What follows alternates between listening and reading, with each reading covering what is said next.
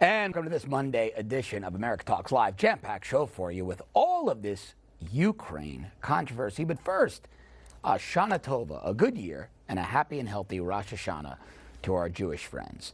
Well, the Ukraine scandal is heating up. It's heating up. Democrats aren't letting up. And just this morning, Republican turncoat, a guy I never had much use for, Congressman Justin Amash agreed to vote with Democrats to impeach President Donald Trump. This gives Democrats a majority in the House. But let's face it. This was never about evidence or the rule of law. It was never about any of that. This was always about undoing the results of a constitutionally elected president, undoing the results of that election. They couldn't take Donald Trump out using Mueller. They couldn't take Donald Trump out with fake scandals about Russia and racism. And so now they're using impeachment. They're weaponizing impeachment, the Democrats, like they weaponized the Department of Justice, the FBI, the intelligence community. And the mainstream media is complicit. Rudy Giuliani bolstered the mainstream media's handling of Ukraine on ABC's George Stephanopoulos' show yesterday. Watch this. These are affidavits from individuals who are implicated and who've been Isn't that the way we prosecute crime? With people implicated? That will be part of the investigative document. How about if I tell you over the next 4 more of these will come out from 4 other prosecutors? And they will all be investigated. Meantime, No, George, they won't be, because they've been online for 6 months, and the Washington press will not accept the fact that Joe Biden may have done something if like these this. are so serious, If this were Donald Trump and Donald Trump Jr., I wouldn't be here. I am defending my client the best way I know how. This is not about getting Joe Biden in trouble. This is about proving that Donald Trump was framed by the Democrats. And here to weigh in is our good friend, Jessie Jane Duff, senior fellow at the London Center for Policy Research and 20-year veteran of the United States Marine Corps. That was Gunnery Sergeant Jessie Jane Duff. Always great to see you, my friend. I mean, Rudy came with receipts. He came with actual evidence. The prosecutor, Jessie, receipts. The prosecutor that Biden had kicked off the case after leveraging $1 billion in aid to Ukraine, said he absolutely, in a sworn affidavit, by the way, he was investigating Hunter Biden. He absolutely was investigating Burisma Holdings, and he was kicked off the case for doing it because Joe Biden leveraged the money. I don't know. I was a simple New York City cop, but that is called bribery. You know what? You're making me laugh because he showed up with receipts and to give a refund about this. This affidavit that was signed by the prosecutor in the Ukraine was signed months ago, before this even happened. 6 months ago. So this isn't something. Yeah. Exactly. So this isn't something that could have been manipulated after the fact. Who would have predicted this? And I dare to say Adam Schiff had no idea it was going to be at the end of the tracks when he exposed this whistleblower. They strategically got this whistleblower to talk. They changed the rules in the intelligence community that he didn't even have to witness anything. He could have heard Jesse, it that's important. Let's dig in there, because you just touched on something that's so critical. So for the viewers that don't know, the rule for a whistleblower was always that they needed to be the first party. In other words, they needed to be in the room hearing it. They needed to see the wrongdoing. They needed to have been witnessed the wrongdoing, right? They had to witness it. They had to be on that phone call, in that meeting, or be the recipient of a document ordering wrongdoing. Days before, it looks like, days before this, I'm going to put it in air quotes, whistleblower came forward, those decades-old Inspector General rules were changed to where secondhand hearsay was now allowed. That alone to me destroys the credibility of the entire thing. Yes, and they actually included, this is so strategic, they included William Barr's name, the Attorney General, have to recuse himself from the case. They are so desperate to undermine this president that they're trying to get another department removed, like they did with Sessions, and then they can go at this. But what Adam Schiff didn't realize, he just outed Joe Biden. Oh, yeah, he did. And now none of these Democrats now that are running for 2020 cannot get any airtime, because this is sucking the air out of the wound. Meanwhile, he's got his doggone campaign, Biden's campaign, is threatening all the media that they need to block Rudy Giuliani. But dude, why don't you punch back? If you're so innocent, why aren't you out there and giving us your defense? Because at the end of the day, you have yet to give us one. Being whacked nonstop, crying about eating. Excuse me. The fight. Yeah. You're in the ring, swing back. And he can't swing back. All he can do is pull the amendment on this guy, take it away, because this would be exactly what the type of president he would be. He would suppress the messaging on the media. You know, Jessie, and now is very telling. Yeah, now, so here's the other problem, right? So we've got Adam Schiff, who I believe Adam Schiff is the most corrupt in Washington, D.C. right now. We now find out that Adam Schiff sent staffers to the Ukraine to meet with the corrupt former president 2 weeks after the whistleblower complaint was dropped. Why Schiff send people to meet with the corrupt former guy when the crux of this thing is allegedly Trump's call, well, I should say Trump's call that was allegedly, but clearly wasn't, wrong or improper with Zelensky. So again, Adam Schiff sends these people, right? They go to meet with the corrupt former. Whistleblower complaint was made public, but right after it dropped. Yes. About it. Then last night on 60 Minutes, CBS 60 Minutes, Nancy Pelosi, I think, misspoke and said she knew the details of the Ukraine call before the... Listen to this.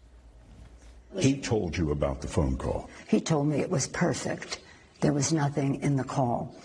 But it was in the public domain.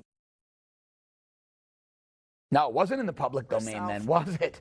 It wasn't. No. So now this is looking like a conspiracy between Nancy Pelosi and Adam Schiff and Jerry Nadler, because it sure seemed to me like a congressional lawyer, a congressional staffer wrote that whistleblower's letter to Congress. That somebody, the legalese and the vernacular that Congress would understand in a written document. That didn't look like seeing the intelligence community organically grassroots generating a letter, Jessie. I'm really uncomfortable with the... They know exactly what's going on. And Nancy Pelosi probably has her hands around Adam's neck now. Actually, they forgot about him firing that prosecutor. At the time, it was deemed appropriate because he was a corrupt prosecutor. But what was never disclosed in that tape that we all have seen of Joe Biden saying, I got the SOB fired, is that he was investigating his son. That's his son making $50,000 a month by an energy company that he was being paid to influence the Obama-Biden administration on energy deals. So let's take a step back here. If Nancy knew all of that was going to come out, which was going to destroy the credibility of the Democratic Party, the entire legacy of President Obama, she would probably have taken a step back and thought, this isn't the call. Because why did she hold off for 2 years? This is one thing that I know in D.C. circles that I've heard. She knew she couldn't go after impeachment because it would take away from their potential of going for 2020. It would backfire on them. Now she realizes she has nothing but weak candidates. Nobody's going to defeat this man. That's exactly because she clearly stated. Yep. She clearly stated in her press conference that we cannot allow him to get reelected. Congressman Al Green slipped and said we have to impeach him so he won't get reelected. What about the voter making that decision? They have been lying for so long. They slip and you hear their real agenda because they can't stay on track. When you're lying, you can never get your straight. They miscalculated on something else, Jessie. Many fronts. They're gloating. You know she's upset. They're gloating because Mitch McConnell said earlier today, well, look, if the House impeaches, I'm going to have to take it up. There's going to have to be a trial in the Senate. So they're all dancing their happy dance thinking that that's going to help them. What they're not seeing here is that Joe and Hunter Biden go on the stand and are going to be cross-examined for their Ukraine dealings. Listen, as a conservative supporter, I want that trial in the Senate. I want Joe and Hunter Biden to be cross-examined on international television about this. Exactly. And if they want to do the happy dance, what they don't realize is they're going to send them on over to who is going to blisterize their entire agenda. They're going to bring it out and exit. And Nancy Pelosi is not a stupid woman. I don't care what conservatives say about her. She's strategic. She's the most powerful woman in Washington, D.C. for a reason. She knows where the bodies are buried. She knows who's good. She knows who's bad. She's not there just because, she has that short bob haircut. She knows what's going on in this city. Never underestimate her. And I think this was a strategic mistake. If they really had a capability of impeaching him, she would have done it before. But she knew it would backfire on the Democrats. And she knows how this plays out. Yep. But Adam Schiff reassured her with his little corrupt measure. And because he's on this intelligence committee and he's so desperate to believe what he's saying. He has the inability to see the truth at this point because nobody could lie this much without actually becoming pathological. I think he's worse than that. I don't think this is cognitive dissonance on the part of Adam Schiff. I think Adam Schiff is full-blown corrupt, and he's trying to subvert our process. I'll tell you something else. I would pay to see Ted Cruz cross-examine Joe and Hunter Biden. That would be absolutely epic. They better beware what they wish for in the Senate here, Jesse.